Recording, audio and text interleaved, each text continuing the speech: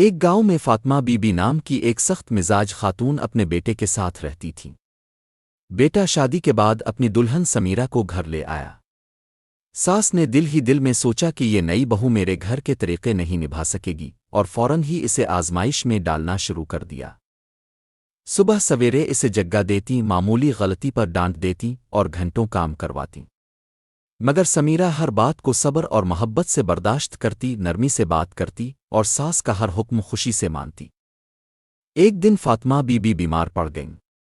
بہو نے ان کا ایسے خیال رکھا جیسے اپنی ماں کا رکھتی، وقت پر دوا دیتی، کھانا بناتی اور راتوں کو جاگ کر تیمارداری کرتی۔ فاطمہ بی بی حیران رہ گئیں۔ ایک رات ساس نے بہو کا ہاتھ پکڑا اور کہا، بیٹی میں نے تجھے تکلیف دی مگر تاو نے بدلے میں محبت دی، میں شرمندہ ہوں۔ تاو نے مجھے سکھا دیا کہ نرمی ہی اصل طاقت ہے۔ سمیرہ مسکرائی اور بولی، ماں جی، رشتے محبت سے بنتے ہیں، نفرت سے نہیں۔ سبق: رشتوں میں اگر سختی ہو بھی جائے تو صبر، محبت اور نرمی سے دل بدلے جا سکتے ہیں۔